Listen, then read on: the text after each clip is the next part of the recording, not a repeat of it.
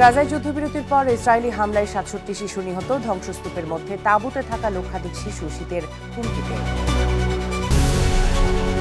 কাশ্মীর টাইমসের অফিসে ভারতীয় সন্ত্রাসবিরোধী বাহিনীর অভিযান, তাদের বিরুদ্ধে আনা অভিযোগ সম্পূর্ণ ভিত্তিহীন বলছে সংবাদ মাধ্যমটি। চরমবিরোধী ট্রাম্প মামদানির বৈঠক ছিল হাসিমুখ, প্রশংসা, আন্তরিকতায় পূর্ণ, শত্রুতা ভুলে রাজনীতিতে বন্ধুত্বপূর্ণভাবে এগিয়ে যাওয়ার প্রত্যয়। এবং শেষ হলো বিশ্বের সবচেয়ে বড় আকাশযানের প্রদর্শনী, শেষ দিনে ভারতীয় বিমান দুর্ঘটনায় এক পাইলট নিহত।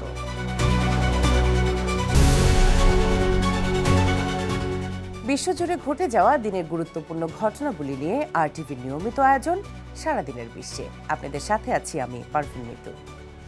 ফিলিস্তিনের গাজায় লাগাতার ইসরায়েলি আগ্রাসনের পর গেল মাসে যুক্তরাষ্ট্রের মধ্যস্থতায় কার্যকর হয়েছে যুদ্ধবিরতি।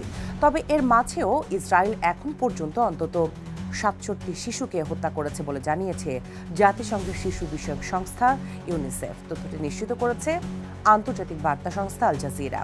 এদিকে শুক্রবার জেনেভায় এক সংবাদ সম্মেলনে ইউনিসেফের মুখপাত্র রিকার্ডো পিরেস জানান, নিহতদের মধ্যে একটি নবজাতক মেয়ে শিশু রয়েছে। তিনি আরও বলেন, এগুলো কেবল সংখ্যা নয়, প্রতিটি শিশু ছিল একটি পরিবার, একটি স্বপ্ন, যা অব্যাহত সহিংসতায় মুহূর্তে নিভে গেছে। এমনকি ধ্বংসস্তূপের মধ্যে টানা শীতে তাঁবুতে থাকা লক্ষাধিক শিশুর জন্য শীতকাল আরও বড় হুমকি হয়ে সামনে এসেছে বলেও জানান তিনি। ভারত নিয়ন্ত্রিত কাশ্মীরে সংবাদ মাধ্যমের উপর চাপ বাড়ায় অভিযোগের মধ্যেই সংবাদ মাধ্যম কাশ্মীর টাইমসে এসআইএর অভিযান নতুন করে উদ্বেগ তৈরি করেছে। অপরাধমূলক ষড়যন্ত্রে জড়িত থাকার অভিযোগে সংবাদ মাধ্যমটির অফিসে অভিযান চালিয়েছে ভারতের সন্ত্রাসবিরোধী তদন্ত সংস্থা স্টেট ইনভেস্টিগেশন এজেন্সি এসআইএ। তবে কাশ্মীর টাইমস বলছে তাদের বিরুদ্ধে আনা অভিযোগ সম্পূর্ণ ভিত্তিহীন। বিস্তারিত দেখুন আরাফাত ইয়াসারের রিপোর্টে।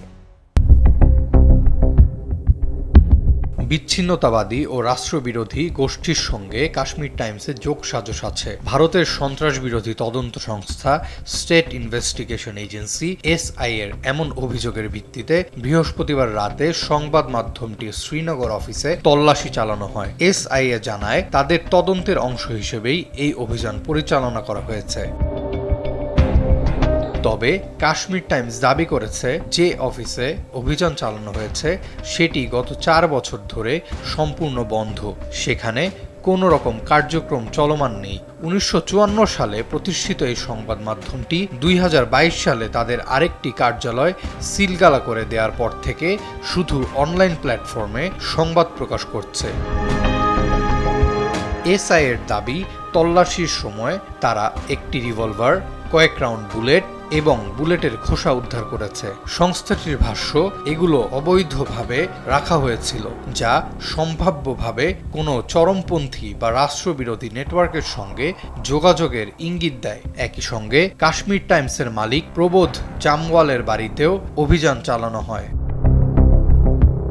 এক বিবৃতিতে কাশ্মীর টাইমস বলেছে, তাদের বৈধতাকে প্রশ্নবিদ্ধ করা, ভয় দেখানো এবং শেষ পর্যন্ত সংবাদ মাধ্যমটিকে স্তব্ধ করে দেওয়ার জন্যই এই অবাস্তব অভিযোগ আনা হয়েছে।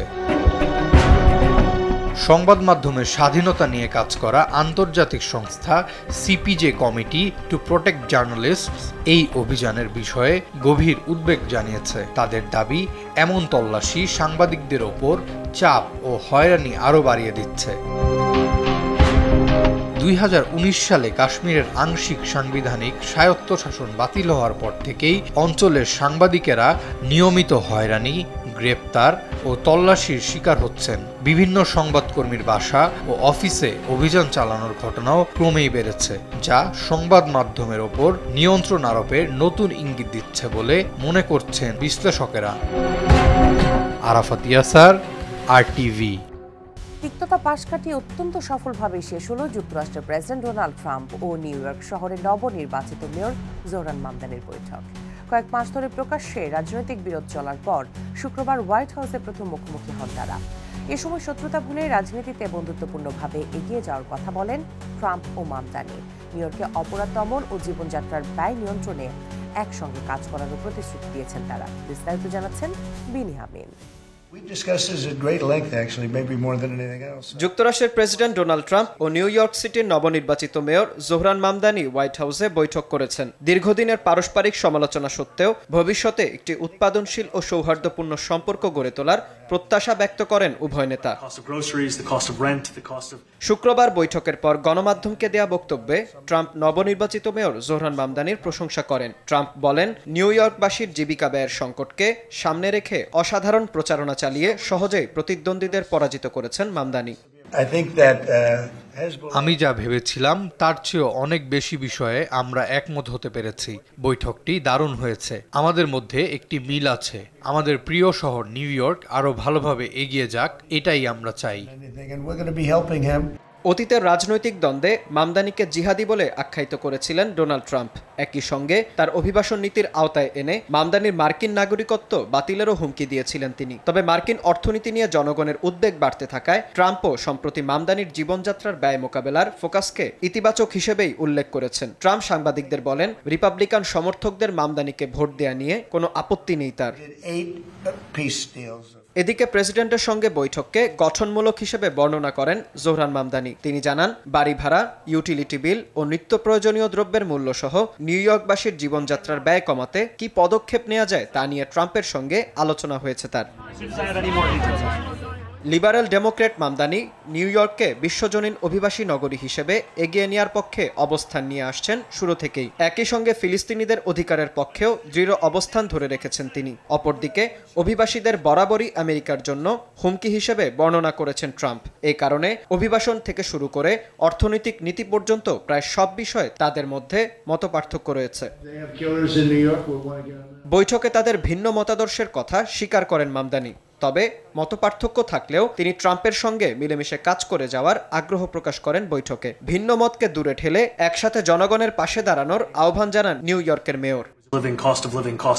আমাদের মধ্যে অনেক মতবিরোধপূর্ণ বিষয় আছে, কিন্তু আমাদের বৈঠকে সেসব বিষয়ে বেশি মনোযোগ দেওয়া হয়নি। বরং নিউ ইয়র্কবাসীর সেবা করার যে সাধারণ লক্ষ্য আমাদের আছে সেটিকে কেন্দ্র করেই মূলত আমাদের আলোচনা হয়েছে। বিনয়ামিন, RTV। আগামী জানুয়ারিতেই প্রতিনিধি পরিষদ থেকে পদত্যাগ করবেন জর্জিয়া থেকে নির্বাচিত মার্কিন কংগ্রেস সদস্য মার্জোরি টেলর গ্রিন। শুক্রবার সামাজিক যোগাযোগ মাধ্যমে দেওয়া এক ভিডিও বার্তায় তিনি এই ঘোষণা দেন। তথ্যটি নিশ্চিত করেছে ব্রিটিশ সংবাদ মাধ্যম বিবিসি নিউজ।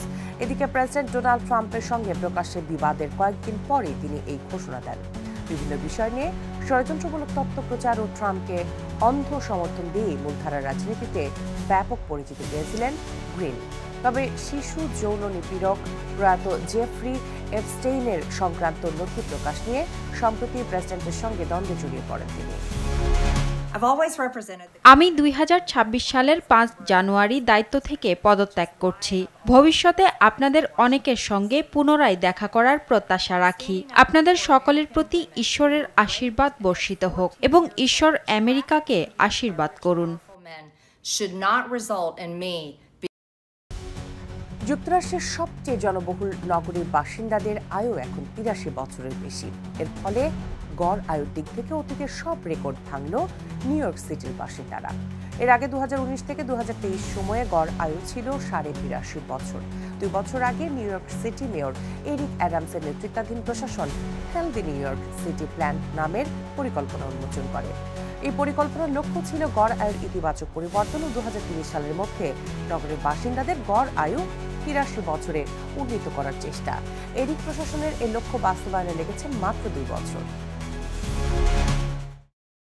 শেষ হলো বিশ্বের সবচেয়ে বড় আকাশযানের প্রদর্শনী। সারা বিশ্বের অত্যাধুনিক সব বিমান ও আকাশযানের অংশগ্রহণ ভবিষ্যতের আকাশপথে চলাচলের নতুন দিগন্ত উন্মোচন করছে। তবে শেষ দিনে ভারতীয় বিমান দুর্ঘটনায় নিহত হন এক পাইলট। এবারে দুবাই এয়ার শোর বিস্তারিত জানাচ্ছেন Abdul Malik. Dubai air show হলো বৈশ্বিক মহাকাশ, প্রতিরক্ষা এবং সামরিক শিল্পের প্রদর্শনী। তবে শুধু প্রদর্শনী নয়, এর মাধ্যমে অ্যারোস্পেস শিল্পের উদ্ভাবন, বাণিজ্যিক লেনদেন এবং কৌশলগত অংশীদারিত্ব আরও জোরদার হয়। সংযুক্ত আরব আমিরাতের দুবাইতে সাধারণত 2 বছর পর পর অনুষ্ঠিত হয় এ জমকালো আয়োজন। এবছর এ শো অনুষ্ঠিত হয়েছে 17 থেকে 21 নভেম্বর। এবারের এই আয়োজনে অংশ নিয়েছে ১৫০০-এর বেশি আন্তর্জাতিক প্রতিষ্ঠান। ভিড় করেন প্রায় ১.৫ লাখ দর্শক, এভিয়েশন বিশেষজ্ঞ, উদ্যোক্তা এবং ১১৫টি দেশের ৪৯০টি সামরিক ও বেসামরিক প্রতিনিধি দল। কেবল বাণিজ্যিক যাত্রীবাহী বিমানই নয়, বরং সামরিক ফ্লাইট জেট, হেলিকপ্টার, ড্রোন ও মানববাহী আকাশযান সহ নানা আকর্ষণীয় সব আকাশযান উন্মোচন করা হয় এই অনুষ্ঠানে। এই প্রদর্শনী থেকেই ফ্লাই দুবাই ঘোষণা দিয়েছে ১৫০টি এয়ারবাস কেনার। অন্যদিকে এমিরেটস ঘোষণা দিয়েছে তাদের বহরে যুক্ত হচ্ছে আরও ৬৫টি বোয়িং ৭৭৭, যাতে ব্যয় হবে প্রায় $৩৮ বিলিয়ন। এয়ার শোর সবচেয়ে আলোচিত অত্যাধুনিক এয়ার ট্যাক্সি প্রযুক্তি, যা ভবিষ্যতে শহরকেন্দ্রিক ভ্রমণকে বদলে দিতে পারে। এমন সব বিমান ও আকাশযানের সামনে বাড়তি ভিড় দর্শকদের। ডিফেন্স সেকশনেও যুদ্ধবিমান, গোলাবারুদ, ড্রোন নিয়ে পসরা সাজিয়েছে নির্মাতারা। তবে শেষ দিনে ভারতীয় বিমান বাহিনীর একটি তেজস ফাইটার জেট প্রদর্শনের সময় বিধ্বস্ত হয়। দুর্ঘটনায় পাইলট ঘটনাস্থলেই নিহত হয়েছে বলে এক বিবৃতিতে নিশ্চিত করেছে ভারতীয় বিমান বাহিনী। দুবাই এয়ার শোর পরবর্তী ইভেন্ট ২০২৭ সালের ১৫ থেকে ২৯ নভেম্বর অনুষ্ঠিত হওয়ার কথা রয়েছে। আব্দুল মালেক, RTV। জুলাই গণ অভ্যুত্থানে ক্ষমতাচ্যুত সাবেক প্রধানমন্ত্রী শেখ হাসিনার মৃত্যুদণ্ডাদেশ প্রসঙ্গে প্রতিক্রিয়া জানিয়েছে পাকিস্তান। মানবতাবিরোধী অপরাধে হাসিনার বিরুদ্ধে হওয়া এই রায়কে বাংলাদেশের অভ্যন্তরীণ বিষয় বলে মন্তব্য করেছে দেশটি। শুক্রবার সাপ্তাহিক সংবাদ ব্রিফিংয়ে দেশটির পররাষ্ট্র মন্ত্রণালয়ের মুখপাত্র তাহির আন্দ্রাবি এই মন্তব্য করেছেন।